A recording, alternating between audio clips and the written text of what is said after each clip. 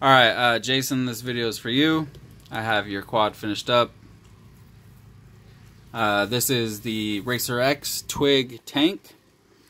One of my favorite frames of all time. I remember asking Brian to make a 4mm thick twig, and he's like, okay. And I got one, and it was just so awesome. I was like, damn, this thing is never gonna break. And that's why it's called the tank, because it's about as tough as a tank. 4mm thick. I don't know what it is motor to motor. I guess I could check, but I'm guessing it's probably around like 115 or something like that. So you can tell by how close the props are to each other. I mean, look at that. So, and it just flies so good. I have one that's my own, and it just flies so incredible. I'm just so happy with it in every way. It's just so awesome. But anyway, yours turned out great too. Yours is pretty much the same as mine, except for the camera and the motors. On mine, I'm using the Emax 1404 6000 kV. This one has the Airblade Superman 1404 4850 kV. So it's still going to be pretty decent on 3S, but it's going to scream on 4S. You also have the Beta FPV 20 amp all-in-one. You got a Unify Pro 32 Nano and a XM Plus, and you have the Toothless 2 Nano camera. And this camera is just so incredible. I mean, the colors and everything just looks so good on this thing. It's ridiculous. And then you got the Triumph Pro. So, yeah, this thing is pretty nice. I mean, if I was going to build myself one, I would use all this same stuff, except I'm not a huge fan of using 4S on micros. I like sticking with 3S. So that's why I went with the Emax 1404s, because they're 6000 kV, and there is no other 1404 that is 6000 kV. So that's basically the only reason. I really wish that like Airblade would make some 6K Supermans. That would be so awesome. Because, you know, for a 3-inch, a little one like this, you know, I don't know why I don't like 4S, using 4S that much. I really don't know. I mean, part of it's that I just don't have the batteries, but I don't know what it is. I feel like the more voltage you're putting through your system, the more of a chance you have of shit breaking, you know. So that's pretty much my reason. But anyway, so this thing is all finished up. I did hook up the remote to the, you got the plug right here if you want to change the settings. You can just pull it out right here. You can see the little white right there, that little plug. So that goes to one of these that you will have as well, and you can change all the settings. I was just kind of messing around with it. Well, first of all, I had to switch it from PAL to NTSC because for some reason all these new cameras are coming in with PAL on them, and like the OSD doesn't show up at all, the Betaflight OSD. So you have to go in and change it to NTSC, and then all of a sudden the OSD will pop up.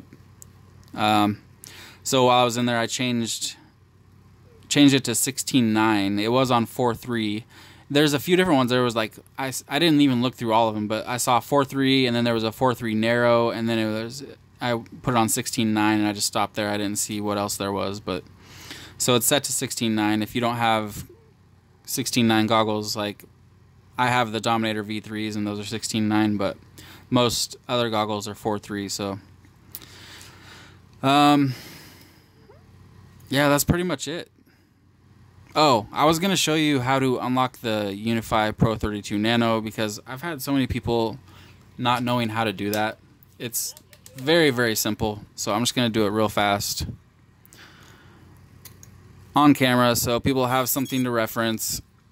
So the button for the VTX is right inside of this slot right here.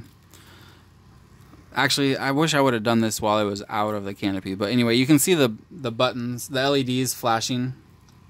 Maybe I'll turn the light off. Close the curtain. Okay, so you can see it was flashing. Now it's a solid blue. Solid blue means that it's locked. So I'm going to hold down the button until the LED disappears.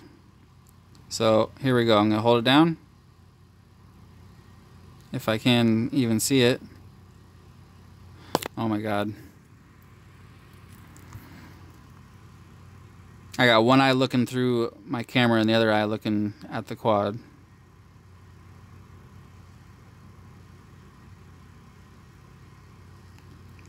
LED disappeared. We got one red, so we want to hold it down again until the LED disappears.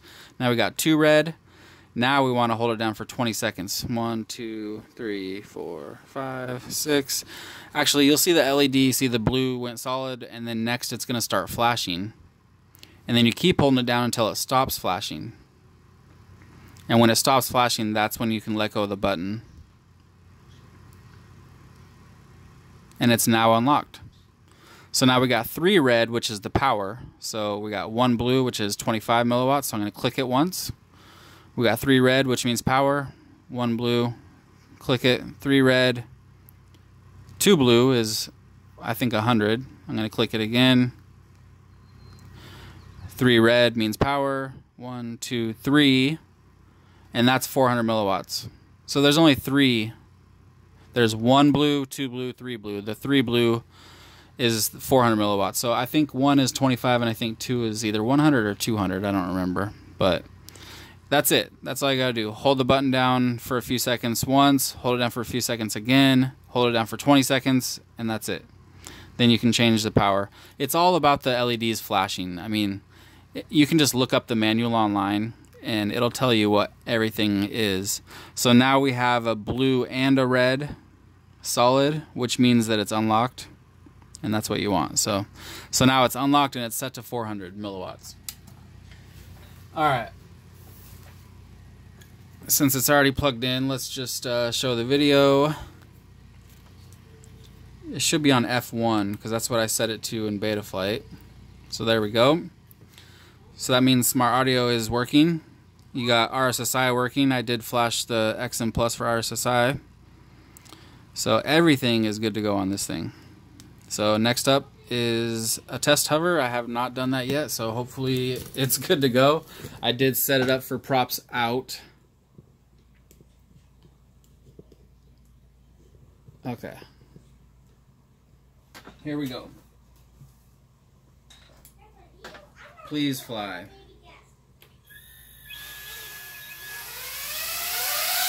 All right.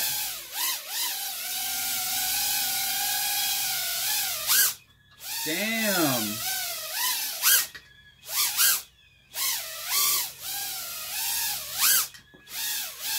Ooh, that's got some power, man.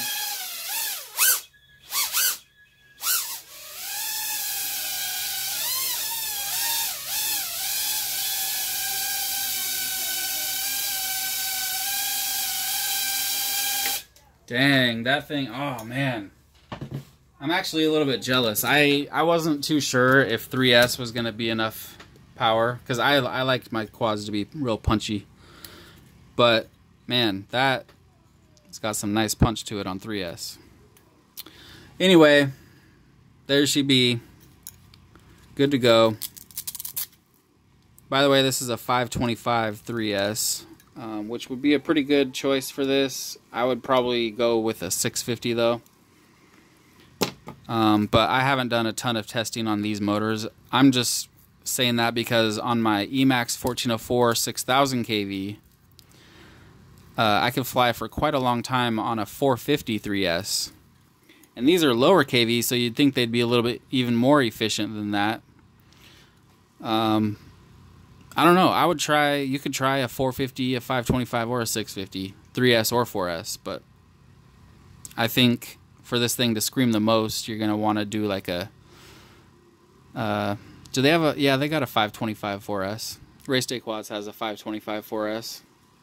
That would be the optimal battery for the most screaming, but for just cruising around and super long flights, maybe a 525 or a 650 3S. For this thing. Alright, that should do it. I think I covered everything, so I'm going to get this thing boxed up and shipped out, and I'll send you a tracking as soon as I have it. Alright, thanks Jason.